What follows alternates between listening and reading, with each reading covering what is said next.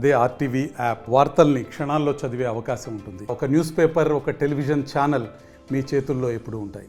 సామాజిక న్యాయం కోసం నవయుగ అంబేద్కర్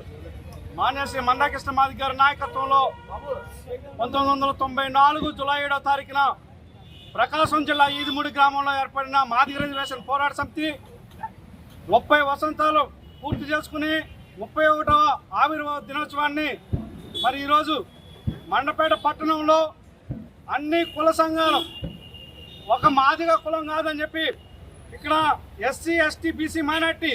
అగ్రవర్ణ పేదలతో కలిసి నా వికలాంగుల విభాగంతో కలిసి ఈ రోజున ఆవిర్భావ దినోత్సవాన్ని అదేవిధంగా ఈ మాదిగ రిజర్వేషన్ పోరాట సమితి ఏర్పాటు చేసిన నవయుగ అంబేద్కర్ మాన్యశ్రీ మందాకృష్ణ మాదిగ గారు జన్మదిన వేడుకల్ని కూడా మేము ఇక్కడ ఘనంగా నిర్వహించుకోవడం జరుగుతుంది. మాదిగ రిజర్వేషన్ పోరాట సమితి కేవలం ఒక మాదిగల కోసం పనిచేసే సంస్థ కాదని అన్ని పేద వర్గాల కోసం పనిచేసే సంస్థ అని చెప్పి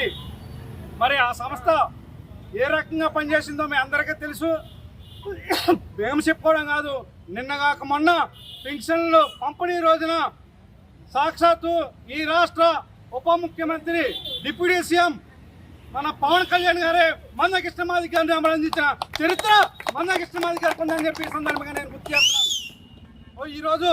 కార్పొరేట్ వైద్యం, లక్షలాది రూపాయల వైద్యం పేద వర్గాలు అందుకుంటున్నాయంటే ఆ ఆరోగ్యశ్రీ పథకాన్ని మూల పురుషుడు ఎవరైనా ఉన్నారంటే అది మందాకృష్ణ మాదిగ గారేనని మేము చెప్పడం కాదు, ఆ పథకాన్ని తీసుకొచ్చిన ముఖ్యమంత్రి దివంగత రాజశేఖర రెడ్డి గారే ఆ మాటని నిండు అసెంబ్లీలో ఒప్పుకున్నారని చెప్పి అక్కడతో మేము ఆగలేదు. మరి ఎవరైతే మరి ఇంటి నుండి బయటికి రావడానికి ఇబ్బంది పడి మరి మమ్మల్ని వికలాంగులు అని చెప్పి మమ్మల్ని అవమానపడతారని చెప్పి భయపడే మరి వాళ్ళని కూడా వికలాంగుల యొక్క పోరాట సమితిని ఏర్పాటు చేసి 3,000 రూపాయలుండే పెన్షన్ని ఈ దేశంలోనే ఏ రాష్ట్రంలోనే లేని విధంగా 6,000 రూపాయల పెన్షన్ తీసుకొచ్చిన చరిత్ర మందాకృష్ణ మాదిగ గారికి ఎంఆర్పిఎస్కి వికలాంగుల యొక్క పోరాట సమితికి ఉందని చెప్పి మరి ఏదైతే ఆకాంక్షతోటి మాదిగ పూలాలకి అంబేద్కర్ ఇచ్చిన మా తాత అంబేద్కర్ ఇచ్చిన రిజర్వేషన్లో న్యాయం జరుగుతలేదని చెప్పి పోరాటం మొదలైందో ఆ పోరాటం కూడా చివరి దశకు చేరుకుందని రేపో మాపో సుప్రీంకోర్టు మాకు అనుకూలంగా తీర్పు ఇవ్వబోతుందని చెప్పి ఆ తీర్పు ఇచ్చిన తర్వాత ఈ రాష్ట్రంలో షెడ్యూల్ కులాల వర్గీకరణ రిజర్వేషన్ అమలు చేయాలని అంటే ఖచ్చితంగా అమలు చేసినోడు అమలు చేస్తానని ముందుకు వచ్చిన నాయకుడు ఎవరున్నారంటే గౌరవ ముఖ్యమంత్రి నారా చంద్రబాబు నాయుడు గారు అని చెప్పి ఆ నారా చంద్రబాబు నాయుడు గారిని కూటమి ప్రభుత్వాన్ని గెలిపించుకోవడమే మాదిగల లక్ష్యంగా మరి ఈ రకంగా మేము ముందుకెళ్తున్నామని చెప్పి రేపో మాపో జాతి ఫలాలు కాబోతుందని చెప్పి ఈ సమాజం కోసం మరి రాబోయే కాలంలో